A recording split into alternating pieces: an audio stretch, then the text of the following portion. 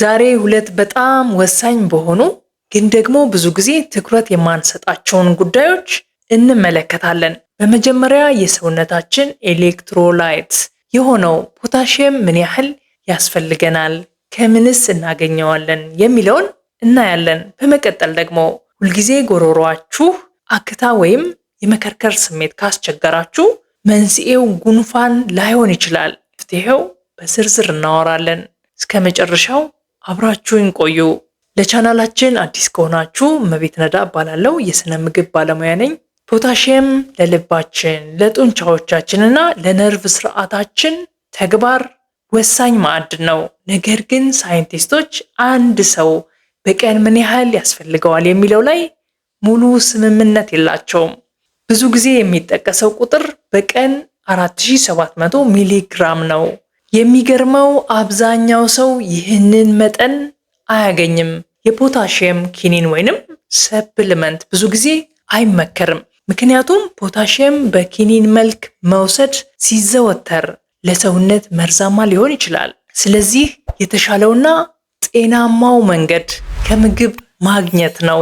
ፖታሺየም በሰውነታችን ውስጥ በጣም ካነሰ ሃይፖካሊሚያ ይባላል። ይህ አብዛኛውን ጊዜ የሚከሰተው በትውከት፣ በተቅማጥ ወይም ሽንት የሚያሸኑ መድኃኒቶችን ወይንም ዳይዩሬቲክስ በማብዛት ነው። ምልክቱም የልብ ትርታ መዛባት ሊሆን ይችላል። በተቃራኒው ደግሞ ፖታሺየም በጣም ከበዛ ሃይፐርካሊሚያ ይባላል። ለዚህ ዋናው መንስኤ የኩላሊት በሽታ ነው።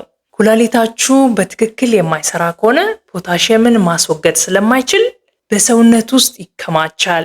ይህ ደግሞ ልብ ድንገት እንዲቆም ሊያደርግ ይችላል። ስለዚህ የኩላሊት ችግር ያለባቸው ሰዎች ፖታሺየም አወሳሰዳቸውን መቆጣጠር አለባቸው። ፖታሺየም የደም ግፊትን ለመቀነስና ለስትሮክ የመጋለጥ እድልን ለመቀነስ ይረዳል። በተጨማሪም ለአጥንት ጥንካሬና የኩላሊት ጠጠርን ለመከላከልም ወሳኝ ነው። ሰውነታችን ከምንመገባቸው ምግቦች ውስጥ ከ85 እስከ 90% የሚሆነው ፖታሺየም የመምጠጥ ወይንም የማስረግ ብቃት አለው።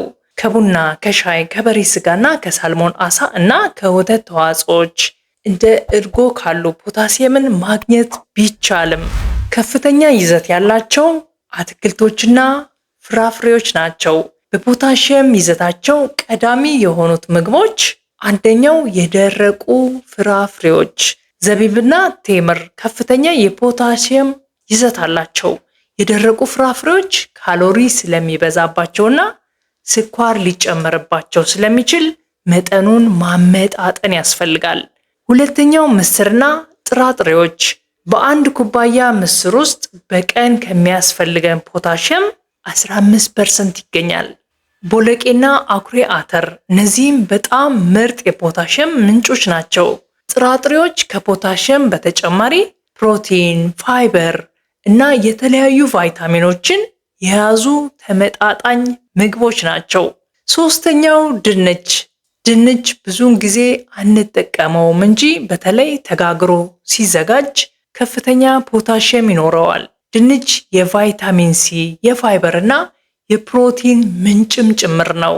ነገር ግን በጥብስ ወይንም በቺፕስ መልክ ሲዘጋጅ ጤናማነቱ እንደሚቀንስ ማስታወስ ያስፈልጋል። አራተኛው ቆስጣ። ቆስጣ ድንቅ ምግብ ወይንም ሱፐር ፉድ የሚል ስያሜ የተሰጠው ያለ ምክንያት አይደለም። 6 አይነት ቫይታሚኖችና 6 ማዕድናት ፖታሺየምን ጨምሮ ይዟል። እንዲሁም የሰውነት መቆጣትን የመከላከል ወይንም አንቲ ኢንፍላማቶሪ ባህሪ ያለው። አምስተኛው ሙዝ። ብዙ ሰው ሙዝን እንደ ዋነኛ የፖታሺየም ምንጭ ያስባል። ሙዝ ጥሩ ቢሆንም አንድ ሙዝ በቀን ከሚያስፈልገን የፖታሺየም መጠን የሚሸፍነው 10% ያህሉን ብቻ ነው። ሙዝ ለስኳር ህመምተኞች ወይም ክብደት ለመቀነስ ለሚጥሩ ሰዎች የተፈጥሮ ስኳር ይዘቱ ከፍ ያለ ስለሚሆን በጥንቃቄ ሊወሰድ ይገባል። ስድስተኛውና በጣም አስገራሚው የቀይ ስር ቅጠል። ይህ ተክል በፖታሺየም ይዘቱ ከሌሎች አትክልቶች አንጻር ንጉስ ሊባል ይችላል። የፖታሺየም መጠኑም በአንድ ኩባያ ውስጥ 1300 ሚሊግራም ይይዛል። ከዕለታዊ ፍላጎት አንጻር 28% ያህሉን በአንድ ኩባያ ብቻ ይሸፍናል። ተጨማሪ ጥቅሞችም አሉት። ለጉበት ጤና እና ለሐሞት ከረጢት ተግባር እጅግ በጣም ጠቃሚ ነው። አብዛኛው ሰው የቀይ ስሩን ብቻ ተመግቦ ቅጠሉን ይጥለዋል። ነገር ግን ዋናው ጥቅሙ ያለው ቅጠሉ ላይ ነው። 7ኛው አቮካዶ። አቮካዶ ለልብ ጤና የሚስማሙ ቅባቶችና ከፍተኛ ማዕድናት መገኛ ነው። በአንድ መካከለኛ አቮካዶ ውስጥ 975 ሚሊግራም ፖታሽየም መጠን ማግኘት ይቻላል። ከዕለታዊ ፍላጎት አንጻር 21% ያህሉን ይሸፍናል። ተጨማሪ ጥቅሞችም አሉት። በውስጡ ያለው ጤናማ ስብ ፖታሽየም በሰውነታችን ውስጥ በቀላሉ እንዲመጠጥ ወይንም እንዲሰርግ ይረዳል። 8ኛው ሳልሞን አሳ። ለአእምሮና ለልብ ጤና ተመራጭ የሆነው ሳልሞን ምርጥ የማዕድን ምንጭ ነው። የፖታሽየም መጠኑ 839 ሚሊግራም በ170 ግራም ውስጥ ይገኛል። ከዕለታዊ ፍላጎት አንጻር 18% ያህሉን ይሸፍናል። እንዲሁም ከፍተኛ የኦሜጋ 3 ፋቲ አሲድ ይዘት ስላለው የደም ስር እብጠትን ለመቀነስ ይረዳል። ሌላኛው ስኳሽ የሚባለው የዱባ ዝርያ በጣም ጠቃሚ ነው። ብዙዎቻችን ይህንን ተክል አናውቀውም፣ ነገር ግን ለምግብነት ሀገራችን ውስጥም ጥቅም ላይ ይውላል። የፖታሲየም መጠኑን ስንመለከት ግራም በአንድ ኩባያ ውስጥ ይገኛል። ከዕለታዊ ፍላጎት አንጻር 17% ያህሉን ይሸፍናል። በቫይታሚን ኤ የበለጸገ በመሆኑ ለአይን ጤና እና ለበሽታ መከላከል አቅም ይረዳል። ሁልጊዜ አክታ ጎሮሯችሁ ላይ አልጠፋ ይላል። ብዙዎቻችን ይህንን ከሳምባ ወይንም ከሳይነስ ጋር ብቻ እናያይዘዋለን። ነገር ግን ዋናው መንስኤ ሳይለንት ሪፍሌክስ ሊሆን ይችላል። ይህ የሚሆነው ፔፕሲን የተባለ የጨጓራ ኢንዛይም ወደ ጎሮሮ ሲወጣ ነው። ፔፕሲን እንደ ስጋ ያሉ ፕሮቲን የሚያደቅ ኢንዛይም ነው።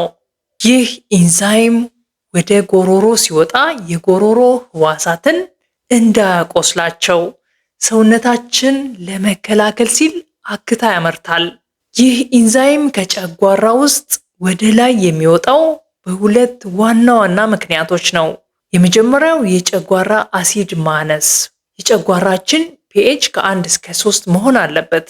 አሲዱ ሲያንስ የጨጓራው በር ወይንም ቫልቭ የሚባለው በትክክል አይዘጋም። ብዙ ሰዎች ለዚህ ችግር አንቲ አሲድ ይወስዳሉ። ይህ ግን ጨጓራውን የበለጠ አልካላይን በማድረግ ችግሩን በሂደት ያባብሰዋል። ሌላኛው ጭንቀት ወይንም ስትረስ ነው። የቫገስ ነርቭ የምግብ መፈጨትን ይቆጣጠራል። በጭንቀት ጊዜ ይህ ነርቭ በትክክል ስለማይሰራ የምግብ መፈጨት ይስተጓጎላል። ለዚህ መፍትሄው መክሰስ መመገብ ማቆምና የጨጓራ አሲዳችንን በተፈጥሯዊ መንገድ ማስተካከል ለውጥ ሊያመጣ ይችላል። ለዛሬ የነበረን ቆይታ ይህንን ይመስላል። ፖታሺየምን ከምግብ ለማግኘት ጥረት አድርጉ። ለማያልቅ አክታ ደግሞ ጨጓራችሁንና ጭንቀታችሁን ለማስተካከል ሞክሩ። ይህ መረጃ ጠቃሚ ሆኖ ካገኛችሁት ለሌሎች እንዲደርስ ላይክ እና ሼር ማድረጋችሁን አትርሱ። ለቻናላችን አዲስ ከሆናችሁ ሰብስክራይብ በማድረግ የደወል ምልክቱን ተጫኑ። በተቻለ መጠን ጤናችሁን ጠብቁ። በሚቀጥለው ቪዲዮ በሌላ ርዕስ እስከምንገናኝ ጤናማ ሆናችሁ ቆዩን።